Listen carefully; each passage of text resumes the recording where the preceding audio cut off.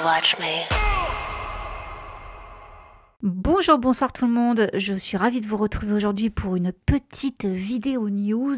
C'est juste pour vous parler de la nouvelle série All's Fair, parce que là franchement tout le monde en parle, tout le monde dit que c'est une catastrophe. Donc c'est la fameuse série qui est sortie sur Disney+ avec Kim Kardashian entre autres. Et bon voilà, les critiques américaines sont très sévère. J'ai également vous parler de la fête d'anniversaire de Kris Jenner qui a fini avec les flics qui ont débarqué. Voilà, donc on va commencer avec des critiques par rapport donc à la série. Alors je ne donne absolument pas mon avis sur la série parce que je ne l'ai pas encore regardée et personnellement je n'écoute jamais les critiques. Voilà, je préfère toujours me faire ma propre opinion. Je sais que certains d'entre vous m'ont dit en MP qu'ils aimaient bien, que c'était très kitsch, drôle, tout ça. Bon écoutez, voilà, chacun voit midi à sa porte, hein. Mais je vous ai quand même fait un condensé donc des critiques sanglantes américaines. Donc, déjà, petite introduction. Après l'épatante série Monster consacrée à Ed Gein, que là par contre j'ai vu et que j'ai adoré avec Charlie Hunnam, le prolifique créateur Ryan Murphy a débarqué sur Disney+ avec un casting prestigieux emmené par Naomi Watts, Sarah Paulson, qui a d'ailleurs l'habitude de travailler avec Ryan Murphy puisqu'elle joue dans American Horror Story, Glenn Close et surtout Kim Kardashian pour la première fois en tête d'affiche d'une fiction. All's Fair devait être un événement glamour, mais c'est en train de se transformer en naufrage critique, l'un des pires accueils de la carrière de Ryan Murphy. Une débâcle retentissante, All's Fair est massacré par la presse américaine, certains parlant même de la pire série jamais produite, terrible sur le plan existentiel, de vulgaire et de désastre. Rien que ça. Donc la série, dont les 3 premiers épisodes sont disponibles sur Hulu et Disney+, suit une équipe d'avocates spécialisées dans les divorces qui ouvrent leur propre cabinet à Los Angeles. Féroce, brillante et complexe, elle gère des ruptures à haut risque, des secrets scandaleux et des alliances changeantes, aussi bien au tribunal qu'au sein de leur propre cabinet. Dans un monde où l'argent est roi et l'amour un champ de bataille, ces femmes ne se contentent pas de jouer le jeu, elles le transforment, annonce le synopsis. Alors donc les critiques. Le Times ouvre le bal avec ce titre sans ambiguïté, This may be the worst TV drama ever. Ça veut tout dire. Son rédacteur écrit, bravo Kim, il faut un ego solide pour jouer dans ce qui est sans doute le pire drame télévisé jamais tourné. Le show se prend pour une fable féministe sur des avocates affrontant des hommes riches et cruels, mais il n'est qu'un monument vulgaire et répugnant à la vanité et à la cupidité qu'il prétend dénoncer. On dirait un scénario écrit par un enfant de 3 ans. Voilà déjà pour le Times. Même sévérité du côté du journal anglais The Guardian, où Lucy Mangan, critique télé, a aussi attribué la note de 0 étoile à la série. Et donc dans sa critique, elle dit « Je ne pensais pas qu'il était encore possible de faire une série aussi mauvaise. Je croyais qu'il existait un niveau de base, un savoir-faire incontournable qui empêchait désormais toute production télévisuelle de tomber en dessous d'un certain seuil. Mais je me trompais. La nouvelle série de Ryan Murphy, All's Fair, est affreuse, incompréhensible, existentiellement affreuse. » Le Hollywood Reporter s'en prend aussi à la vedette de télé-réalité Kim. Donc la performance de Kardashian, raide et sans émotion, dépourvue de la moindre note authentique, est exactement à la hauteur de l'écriture, sans la moindre once de sincérité. On a même Glamour, avec la rédactrice Emily Maddick, qui compare All's Fair à un épisode de l'incroyable famille Kardashian, écrivant dans sa critique « Après avoir visionné le premier épisode d'All's Fair, si l'objectif est de nous rendre inspirants, alors que Dieu nous vienne en aide, car il semble que Ryan Murphy, sans doute l'un des noms les plus en vue de la télévision, avec à son actif d'innombrables séries brillantes et primées, dont Glee, American Horror Story, Pose, Scream Queens et Nip Tuck, a été complètement assimilé par les Kardashians. Il a été conquis par l'influence de Kris Jenner et l'univers cinématographique de Murphy a été infecté par ce prétendu style de vie inspirant entre guillemets auquel les Kardashians nous dictent de nous conformer, ce qui, en d'autres termes, se traduit par se comporter comme un milliardaire. Et Variety, de son côté, une série procédurale sur des avocats spécialisés dans le divorce, c'est une bonne idée, mais All's Fair donne plutôt l'impression d'en être le tout premier brouillon. Le gâchis en devient d'autant plus flagrant à chaque plan pornographique sur un sac Chanel, une voiture de collection ou une tenue extravagante. All's Fair veut offrir un fantasme de vie rêvée Un montage incessant de femmes d'âge mûr savourant leur richesse, leur réussite et le pouvoir qui en découle. Mais la série passe directement au dessert sans jamais construire la moindre chair autour, ni profondeur de personnage, ni tension crédible. Comme pour toute montée de sucre, l'effet retombe vite et il ne reste que le mal de ventre. Alors USA Today a donné également une critique bien complète quand même. Alors, All's Fair ne possède pas la moindre qualité, ça commence très mal. Série affreuse et honteuse avec des scénarios pires que ceux de ChatGPT il y a 2 ans et un jeu d'acteurs plus ridicule que celui d'une crèche vivante. All's Fair est un désastre absolu d'une ampleur telle qu'on se demande comment personne dans la production n'a pu se demander mais qu'est-ce qu'on fait là? Et si vous pensez que c'est le genre de mauvais qui est chaotique et amusant, parfait pour être regardé par pure méchanceté, détrompez-vous. C'est tellement guindé, artificiel et maladroit que même un verre de vin et des restes de bonbons d'Halloween ne pourraient pas rendre le visionnage agréable. Quels sont les ingrédients de cette tranche d'égocentrisme hollywoodien sans âme, vous demanderez-vous? Kardashian et Naomi Watts, incarnent respectivement Allura Grant et Liberty Ronson, 2 avocates spécialisées dans les divorces au nom ridicule et prestigieux. Elles quittent leur cabinet d'avocats guindés et prétentieux dirigé par des hommes pour fonder leur propre cabinet, emmenant avec elles l'enquêtrice Emerald Green, Nash. Oui, encore une fois, c'est le vrai nom du personnage. Elles connaissent un tel succès qu'elles possèdent des manoirs, des jets privés, des sacs Birkin qui appartiennent en réalité à leurs clients milliardaires. Leur travail d'avocate impressionnant consiste à faire chanter des maris infidèles et à fixer d'un air absent leurs concurrents de l'autre côté des tables de conférence, vêtus de vêtements de créateurs absolument affreux. Un rappel important que ce n'est pas parce que quelque chose est cher que c'est de bon goût. Il est impossible de prendre All's Fair au sérieux quand aucun acteur à l'écran ne semble s'y investir. Watts, Nash, Close, Taylor, membre de la nouvelle équipe, et Paulson semblent jouer leurs scènes comme des somnambules, chacune paraissant détachée du texte et des autres. On a l'impression de les observer à travers un vieux télescope, tant leurs performances sont distantes et inexpressives. Peut-être tentent-elles d'égaler le manque total de talent d'actrice de Kardashian, car le jeu insipide de la star de télé-réalité ne lui permettra jamais de prétendre au titre d'actrice, même si Ryan Murphy la force à jouer dans de nombreux films. Rappelez-vous, elle avait fait une apparition dans American Horror Story, Kim Kardashian. All's Fair se situe dans une zone d'étrangeté inquiétante, avec des dialogues qu'aucun être humain ne prononcerait et une réalisation au style dérangeant, évoquant un lissage d'images poussé à l'extrême sur une télévision connectée bas de gamme. Difficile de croire qu'une série réunissant autant d'actrices primées et produite par l'un des créateurs de télévision les plus célèbres et prolifiques de sa génération puisse être aussi insupportable à bien des égards. Les personnages débitent des grossièretés à tout va, mêlés à un langage si vulgaire qui vous fera passer de l'indignation à l'ennui, alors même que les scénaristes cherchent à vous scandaliser. Il y a bien d'autres mauvaises séries télé en 2025, mais elles ont toutes un avantage de taille sur All's Fair. Elles essaient toutes au moins de faire quelque chose de bien, même si elles ratent leur cible. Ce ne sont pas des planches d'inspiration où se mêlent fantasmes de richesse et répliques d'adolescents, le tout en costume de marque et filmé avec un iPhone. Ce n'est pas du travail bâclé. All's Fair est une insulte à une industrie composée d'artistes talentueux, créatifs et travailleurs qui peinent à concrétiser leurs idées louables avec un budget 2 fois inférieur à celui nécessaire à une série comme All's Fair pour un résultat d'une médiocrité affligeante. Ils les ont dézingués. Il y a également The Tab qui a fait un article pas mal. Il démarre avec la véritable raison de sa haine et de son 0 étoile. Ce n'est pas seulement parce que Kim Kardashian est une piètre actrice, même si c'est indéniable.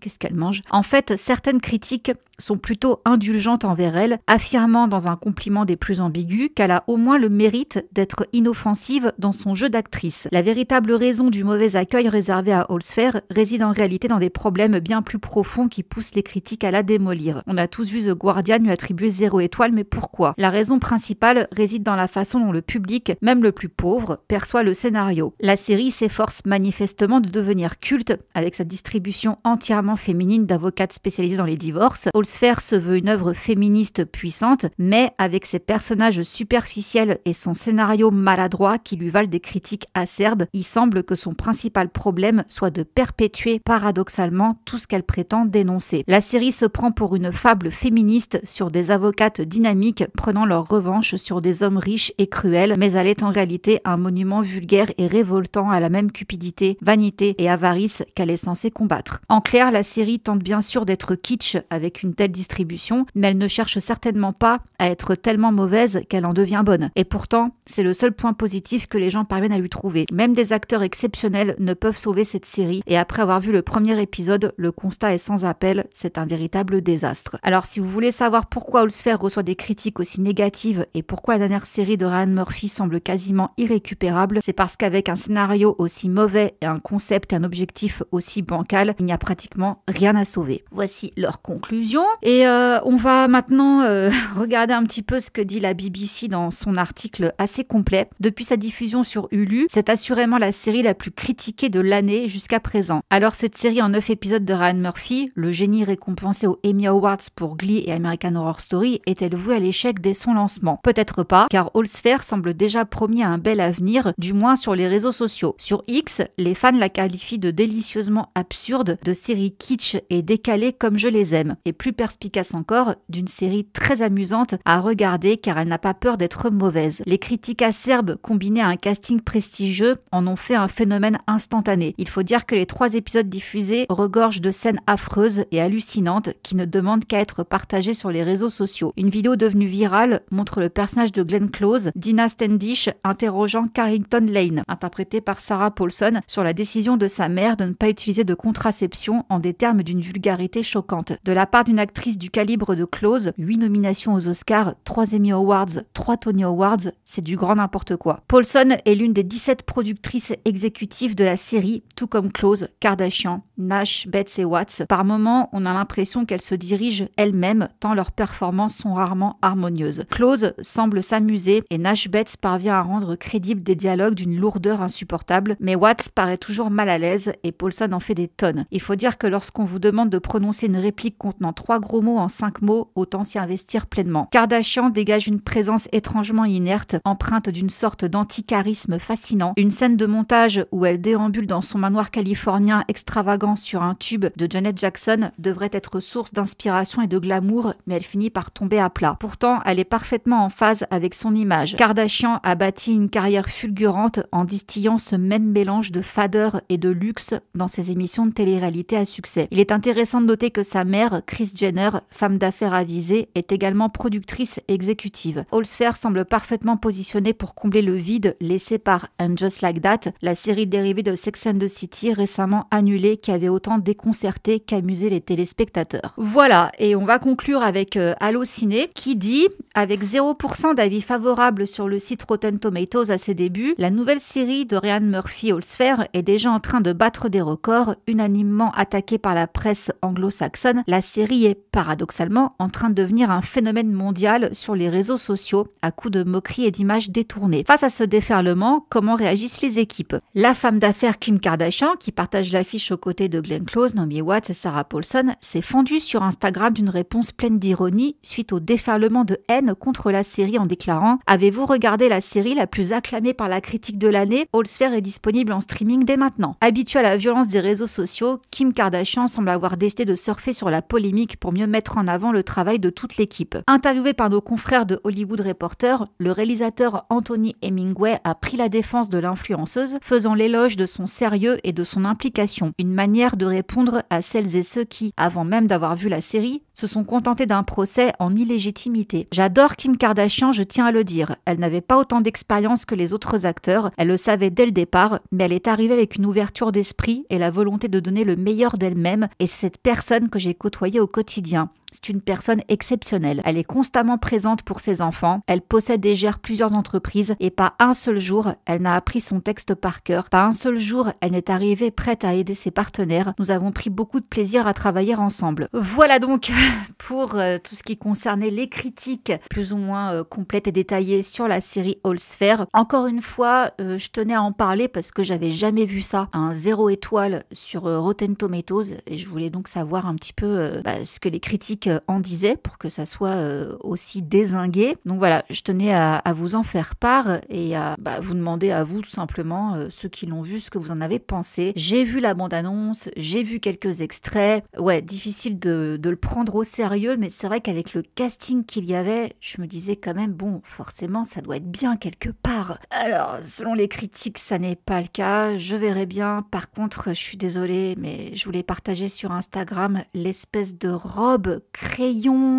/ costume où on voit le string de Kim qui dépasse. Je me demande si c'est vraiment fait exprès pour pousser le kitsch et le ridicule jusqu'au bout ou si vraiment ils ont cru que c'était une bonne idée de foutre un costume pareil. J'avoue que je trouve ça vulgaire pour le coup, hein, et je comprends pas trop ce que ça fait là. J'ai vu aussi des extraits où Kim, son mari, lui dit qu'il veut divorcer. Il n'y a aucune expression sur son visage. Je sais pas si c'est le Botox. Je suis désolée, hein, je le dis pas de manière mesquine, je le dis parce que c'est un fait. Le Botox tue les expressions du visage, du moins quand il y en a trop, et elle n'a aucune expression. Franchement, des extraits que j'ai pu voir de la famille Kardashian, je trouve qu'elle est plus expressive dans sa télé-réalité que dans cette série. Peut-être qu'elle s'est dit, là je joue un rôle, c'est pas vraiment moi, donc faut que je fasse gaffe ou quoi, mais du coup je trouve qu'effectivement elle n'a aucune expression. Après avoir sur d'autres scènes, mais là en tout cas, ton mari t'annonce qu'il veut divorcer, ta tête elle est complètement stoïque, bon voilà, de toute façon je ne m'attendais pas à ce que Kim soit une bonne actrice, hein, mais bon. Donc voilà, en tout cas, encore une fois, hein, si la série vous plaît, très bien, hein. Les goûts et les couleurs sont dans la nature. Et donc on en arrive à l'anniversaire de Kris Jenner qui s'est déroulé au même moment. Elle a fêté ses 70 ans entourée de sa famille et de ses amis célèbres lors d'une soirée sur le thème de James Bond. Ça s'est déroulé le 8 novembre. Moi, elle est du 5 novembre si mes souvenirs sont exacts, mais ils ont fait une grosse fête le 8. Et la fête s'est déroulée dans la somptueuse demeure de Jeff Bezos et Lauren Sanchez à Beverly Hills. Parmi les invités de marque figuraient Oprah Winfrey, Mariah Carey, Tyler Perry, Vin Diesel, Mark Zuckerberg, plusieurs couples dont le prince Harry et Meghan Markle,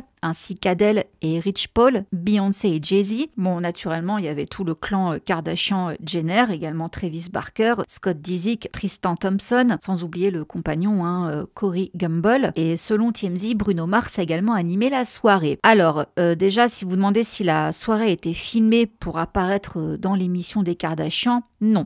Aucune caméra n'était présente. Il s'agissait simplement de célébrer Kris, déclare une source. Et c'était exactement ce à quoi on pouvait s'attendre de sa part. Une fête extravagante, glamour et remplie d'amour de la part de sa famille. Il est évident qu'elle avait passé une soirée inoubliable. Donc elle était ravie de fêter ses 70 ans et la source a ajouté « On ne lui donnerait jamais son âge. Bien sûr, elle est resplendissante, mais c'est son énergie qui est remarquable. Elle déborde d'enthousiasme pour la vie. » Alors cette source confie toujours que Kris est très présente pour ses enfants et petits-enfants. Elle fait partie de ces personnes qui rendent tout passionnant. Et donc, cette soirée a été l'un des événements les plus courus de la saison et d'après certaines sources, l'un des plus bruyants. Les voisins du milliardaire Jeff Bezos, hôte de l'événement, ont même appelé la police à plusieurs reprises pour se plaindre du tapage nocturne provenant de son manoir à 165 millions de dollars. Donc, selon TMZ, plusieurs agents des forces de l'ordre sont arrivés à l'immense propriété de Bezos suite à de nombreuses plaintes pour tapage nocturne concernant cette soirée fastueuse. Donc les policiers sont arrivés sur les lieux en voiture de patrouille. Selon des sources proches du dossier, le bruit serait principalement dû à un concert de Bruno Mars, dont l'apparition sur scène aurait rendu les invités complètement fous. Et le média rapporte que les policiers intervenus ont parlé aux agents de sécurité sur place et les ont avertis du niveau sonore excessif. Ils ne sont retournés sur les lieux que plus tard dans la soirée, après avoir constaté que la propriété avait été aménagée avec plusieurs fausses haies installées sans autorisation afin de masquer la maison et de contrôler la circulation. Ces haies